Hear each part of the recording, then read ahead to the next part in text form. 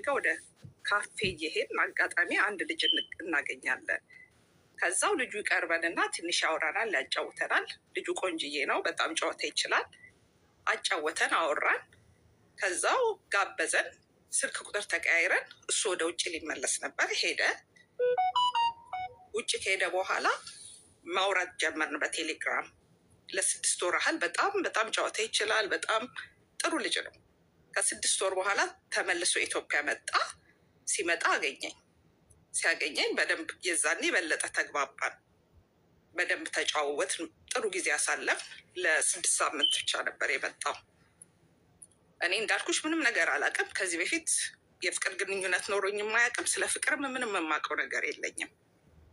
ለመጀመሪያ ጊዜ ፍቅር ስሜት ከሱ ጋር ጀመርኩኝ።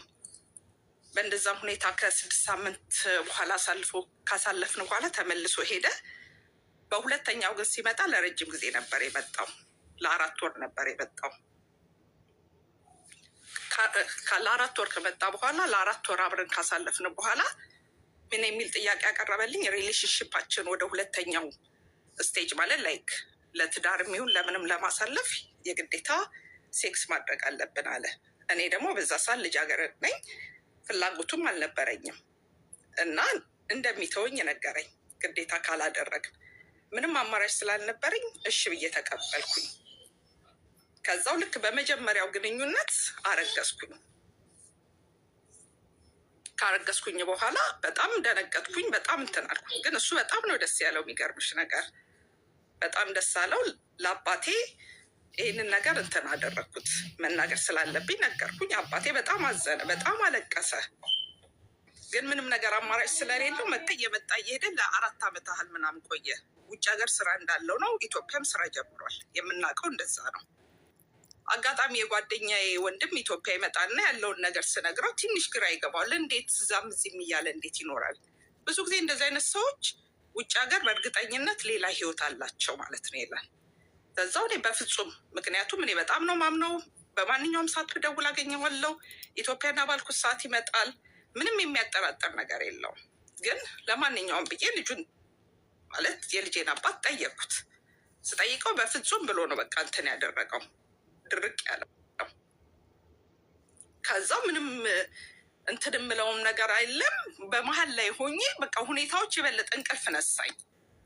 የሆነ ያ ልጅ ካለኝ በኋላ ነገሮችን የሆነ እየተገለጹልኝ መጡ። ማይሆን ነገር ነው በማለት አናገርኩት ድጋሚ። በቃ እርግጠኛ ሆኜ በደንብ ኢንፎርሜሽን እንዳለኝ ያወቅኩት ነገር እንዳለ ሆኜ ነው ያናገርኩት። ስነግረው መጨረሻ ላይ አመነልኝ። አንድ ልጅ እንዳለው ኖ፣ አንድ ልጅ አይደለም ያለክ የሰማሁት 2 ልጅ ነው ያለክ አልኩት። ከዛው አዎ 2 ልጅ አለው፣ ከልጄ እናት ጋር ተለያይተናል። ለልጆቼ ስል ግን አንድ ቤት ነው የምንኖረው ብሎ አሳመነኝ። በቃ ከእሷ ጋር እንደማይፈልግ ምንም ነገር እንደሌለው እንዳቆሙ ነው እንትን ያለኝ። ምንም አማራጭ ስለሌለኝ ተቀበልኩኝ። ተመልሶ መጣ ኢትዮጵያ። ተመልሶ ሲመጣ በፍጹም ከእሷ ጋር ምንም ሌላ አንድ ከሱ የባሰ ሌላ ውሸታም ጓደኛውን ይዞብኝ ነው የመጣው። እሱም አሳመነኝ። እኔ እዛ ጊዜ ብዙ ማቹርድ አይደለውም እድሜን። እንደገና እንዳልኩሽ እህት የለኝ፣ ወንድም የለኝ፣ አክስት የለኝ። ከአባቴ ጋር ብቻ ነው የምኖረው እና ይህንን ነገር ደግሞ ለአባቴ ይሄ ነው ብዬ እንትን ማለት አልችልም፣ መናገር አልችልም። እንደዛ ሆነ። ተቀበልኩት፣ አመንኩት፣ ኮምፕሊትሊ አመንኩት። እውነት ነው ብዬ። ተለያይቷል። ለልጆቹ ሲል ነው የሚኖረው። ሚስቱ እንደሌለች፣ ሚስቱ አለች ግን ከእሷ ጋር ምንም ነገር የላቸው። ያው ልጆቿ 18 እስኪሞላቸው ድረስ ነው ከእሷ ጋር የተቀመጥኩት ነው ያለው። መጨረሻ ላይ እሺ ተባለ።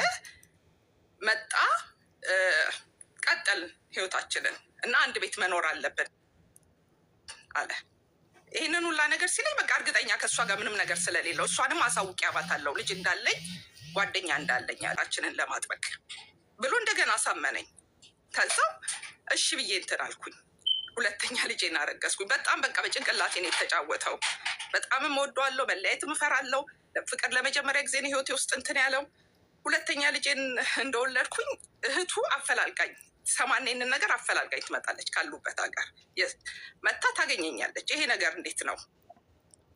ልጁ ትዳሩ እየተናጋ ነው። በአንቺ ምክንያት እና ያለውን ነገር እነሱ የሚያውቁት እኔ በቃ በሌላ መንገድ እንደቀረብኩት ለገንዘብ ብዬ ለጥቅም ብዬ እንጂ እኔ ተታልዬ እንደሆነ በፍጹም እንትን አላሉ። እና ከልጅቷ ጋር አብረው ነው የሚኖሩት። ሚስቱ በዚህ ምክንያት ሚስቱ በሽተኛ ካንሰር በሽተኛ ናት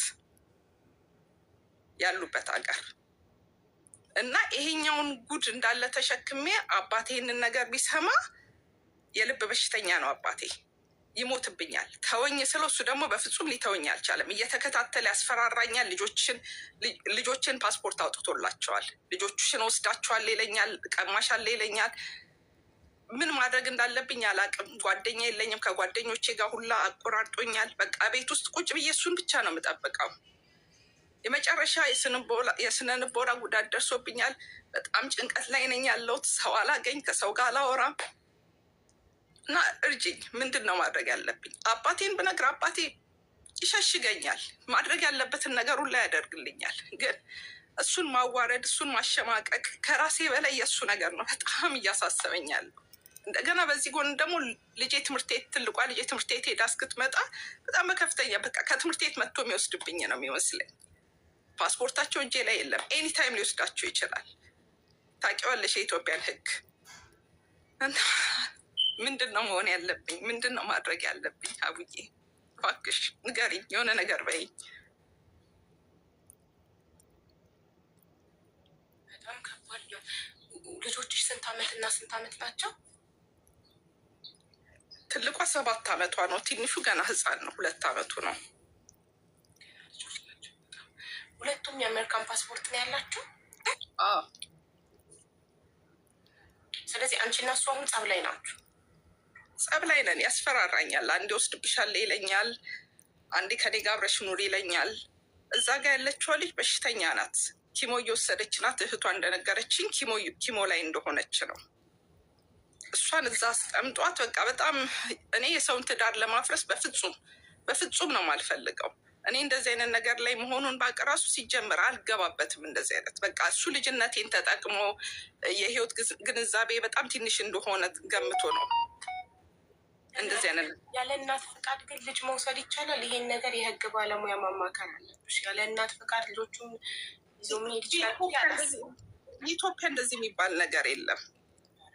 እንዴ ጥሩ ጠበቃ፣ ጥሩ የህግ ባለሙያ አሪፍ ካገኘሽ ሊከላከልልሽ ይችላል። እስኪ እሱን እንጠይቅልሻለን። ግን ማለት ነው ላይክ አንቺ መጀመሪያ ካላረገዝሽ፣ በእርግጥ አብዛኛው ዲያስፖራ ብዙ ታሪክ ሰምተናል። እንደዚህ አይነት ታሪኮች እዚህ ቤት በጣም ብዙ ሰው ምንድን ነው የሚሉት? መጀመሪያ ካላረገዝሽ አንቺ እኔን የፈለግሽኝ ለእንትን ብቻ ነው ላይክ አሜሪካ እንደወስድሽ ብቻ ነው የምትፈልጊው እንጂ የእውነት ወደሽኝ ከሆነ ታረግዥልኛለሽ ይላሉ። አንደኛ። ሁለተኛ ደግሞ ሴቶቹ ደግሞ ልክ ከአሜሪካ የመጣ ዲያስፖራ ሲያገኙ ከነ መጀመሪያው ግንኙነት ቀብ ያደርጋሉ። ካረገዝኩኝ አይተወኝም። እርግዝና መደረግ ያለበት ትዳር ውስጥ ነው። በደንብ ተጠናንተን እርስ በርስ ባህሪ ለባህሪ ተዋውቀን ከሰው ጋር አብሮ የሚያኖረው መልክም አይደለም ብርም አይደለም ባህሪ ነው። ያንድን ሰው ባህሪ ለማጥናት ደግሞ አትሊስት 2 ዓመት ያስፈልገናል። ቢያንስ 2 ዓመት መጠናናት አለብን። ባህሪ ለባህሪ ለመጠናናት እንዴ የሚማታ ሰው ቢሆንስ? በጣም ጨካኝ አውሬ ቢሆንስ? ዝም ብሎ ተረግዞ ከዛ በእርግዝና ምክንያት ተገዶ ትዳር ውስጥ ይገባና ከዛ ይህ ሰውዬ በር ከተዘጋ በኋላ አውሬ ቢሆንስ? ይማታል፣ ይሳደባል። በጣም ሞራሌን የሚነካ ነገር የማያደርገኝ ነገር የለም። ልጆችንም ደስ ሲለው በምግብ ይቀጣል። ታዲያ ይሄ እኮ ሜንታሊ እኮ ጤነኛ ሰው አይደለም እኮ ማለት ነው። የገዛ ልጅ በምግብ ይቀጣ ጤነኛ ያስፈልገዋል። ልጄን 2 ዓመቱንም ልጄ ሳይቀር ይመታል። ትልቋን ይመታል፣ እኔን ይመታል። ወደ አባቴ ጋር እንዳልመለስ በቃ የአባቴ ሞራል ነው፣ በቃ የአባቴ ነገር ነው በጣም የሚያስጨንቀኝ። አባቴ ለእኔ የሚያንስ ሰው አይደለም፣ ለእኔም ለልጆቼም የማያንስ ሰው ነው። ግን በቃ ስልክ ከሰው ጋር ማውራት አልችልም። ስልኬን ሁሌ ከቴሌ ያስወጣብኛል። ያወራሁትን ምን ቴክስቱን በቃ ምንም ከፍተኛ ቁጥጥር ካሜራ ሁላ አድርጓል። አሁን ተደብቄ ነው ሽንት ቤት ውስጥ ነው እንትን የምለው። ሳሎን ካሜራ አለ፣ መኝታ ቤት ካሜራ አለ። እስር ቤት የቁም እስር ውስጥ ነኝ ያለሁት። ከቤት መውጣት አልችልም። እሺ ለምን ለህግ አካላት አታመለክችም? ማን ሞክሬያለሁ። ከዚህ ቤት ምንም ያመለከትኩበት እንትን እሱ ያስከታትለኛል። በሰው የሰማ ቀን በሱ ማይሸነገል በገንዘብ ማይሸነገል ጠበቃ በር ላይ ሰው አለ 24 ሰዓት የሚጠብቀኛል። ታች የምንኖርበት ቢልዲንግ ላይ የትም በቃ ልጄን ለመቀበል ከመኪና ስትወርድ ልጄን ለመቀበል ብቻ ነው መውጣት የምችለው። ማንም ሰው ቤቴ መግባት አይችልም። ከቤቴ መውጣት አይችልም በምንም አይነት መንገድ። እሺ በስልክ ጠበቃ ላገናኝሽ እና እኔ በስልክ አውሪ ከጠበቃው ጋር። ስልኩን ኢንቦክስ አድርጊልኝ። አሁን እኮ ስልኩን እኮ ይኸውልሽ፣ ስልኬን ከማንም የተለየ ቁጥር ካለ ያንን ቁጥር ማን ነው ብሎ ነው እንትን የሚያደርገኝ። በጣም ከፍተኛ ዱላ ነው በቃ የሚደርስብኝ ሀቡዬ። እሱ እዚህ ሀገር ሳይኖር ቀኑን ሙሉ የሚጠብቀኝ ሰው አለ። እሱ በመጣ ቁጥር በቃ እዚህ ሀገር መቼ እንደሚመጣ አላቅም፣ መቼ እንደሚሄድ አላቅም። ማሪ ታዲያ አንቺ አሁን እኮ አንቺ ካልፈቀድሽ እኮ ማንም ሰው ከዚህ ችግር ሊያወጣሽ አይችልም። ሁሉንም በሮች የምትዘጊብን ከሆነ ወይ ሌላ ድብቅ ሴም ካርድ አውጪ። ቤተሰብ የለሽም፣ ዘመድ የለሽም። በዓል ዘመድ ጋር ልታከብሪ አትሄጂም፣ ቤተሰብ ጥየቃ አትሄጂም። በዛን ሰዓት አንድ ሰው ወጣችሁ ሴም ካርድ ገዝታችሁ አምጡልኝ ማለት አትችል እንዴ? ሴት ልጅ እኮ በጣም ስማርት ናት። ብዙ ማድረግ የምችለው አባቴ ጋር ብቻ ነው መሄድ የምችለው። አባቴ ጋር የምትሰራ ልጅ አለች። በእሷ መንገድ ነው ሲም ካርድ ማግኘት የምችለው እኮ። ስለዚህ አባትሽ ጋር ስትሄጂ ሰራተኛዋን ያባትሽን ሴም ካርድ እንድትገዛ ላኪያት። ሴም ካርድ ገዝተሽ በሌላኛው ሴም ካርድ እሱ በማያውቀው ሴም ካርድ ጠበቃውን ታናግረሽ። እንዲህ አገርሽ ላይ እኮ ነው ያለሽ፣ ኢትዮጵያ ውስጥ ሆነሽ። እሺ ቢያንስ አሜሪካ ውስጥ ቢሆን በር ዘጋብሽ፣ አታውቂያትም። አሜሪካን አዲስ ሀገር ነው እንላለን። ኢትዮጵያ ነው አገርሽ ነው። እንዲ አትወጪም። ዘመድ ጥየቃ ብለሽ ወጥተሽ አጠፊም። ደፋፈንሽብኝ እኮ ሁሉንም። በዚህ ስልሽ በዚህ ስልሽ በዚህ ምን እንደሆነ ልንገርሽ አቡዬ። በቃ ጭንቅላቴ ድንዝዝ ከማለቱ የተነሳ ምን ማድረግ እንዳለብኝ ምን መሆን እንዳለብኝ ራሱ አላውቅም። አቢዩዝ መደረግ በጣም ከባድ ነገር ነው አቡዬ። በጣም ነው ግራ የሚገባው። በጣም ትደነዝዣለሽ። ምን እንደሆነ እንኳን ነው ቢጠፋሽ። ምን ማድረግ እንዳለብኝ አላውቅም አቡዬ። በጣም ያሳዝናል። በእርግጥ ግን እኔ ከአንቺ በላይ ለልጆቹን ያዘንኩትኝ። ምክንያቱም እኛ ሴቶች ግድ የለሾች ስንሆን ገንዘብን ብቻ አሜሪካንን ብቻ ስናይ ልጆቻችንን ነው አደጋ ላይ የምንጥለው። አየሽ፣ እኛ ግን ለራሳችን ክብር ቢኖረን ዋጋችንን ብናቅ፣ አንድ ከአሜሪካ የመጣ ዲያስፖራ ካረገዝሽልኝ ብቻ ነው ማገባሽ፣ ለምን በአናቱ አይተከልም? ለምን ገደል አይገባም? ለምን ሳላገባ ቆሜ አልቀርም? አንድ ምስኪን ድሃ ኢትዮጵያ ውስጥ የሚኖር ሰርቶ የሚበላ አግብቼ እኩል ተከባብረን ሁለታችንም ሰርተን ህይወትን አንመራም? ለምን? የእኛ እኮ ዋጋችንን አለማወቅ ነው እንደዚህ ልጆቻችንን አደጋ ላይ የምንጥላቸው። እኛ ዋጋችን ሲረክስ ነው። ይሄ ዋጋ መርከስ ይባላል። ራስን ማርከስ ይባላል። ይሄ አሜሪካ ለመሄድ ብሎ ማርገዝ ራስን ማርከስ ይባላል። የሆነ ወንድ እንዲቀበለን ብሎ ማርገዝ ራስን ማርከስ ይባላል። እሱ ራሱን በምን ሂሳብ ስላየ ነው አንቺን ካላረገሽ አልፈልግሽም፣ አላገባሽም፣ አስቀድሜ ያስረግሽ የሞክሬ ምናምን ነው ማገባሽ? ሲንቅሽ እኮ ነው እንደዚህ አይነት ጥያቄ ራሱ ነው የሚጠይቅሽ። እና ዛሬ ላይ እኛ ወጣት ሴቶች እናቶች ኃላፊነት አለብን። ነገ ልጆቻችን እንደዚህ በቁሳቁስ በአሜሪካ በአውሮፓ የሚገዙ እንዳይሆኑ አርገን ዋጋቸውን እንዲያውቁ ራሳቸውን እንዲያከብሩ ራሳቸውን ከምንም በላይ ከገንዘብም ከአሜሪካም ከምንም አይነት ነገር በላይ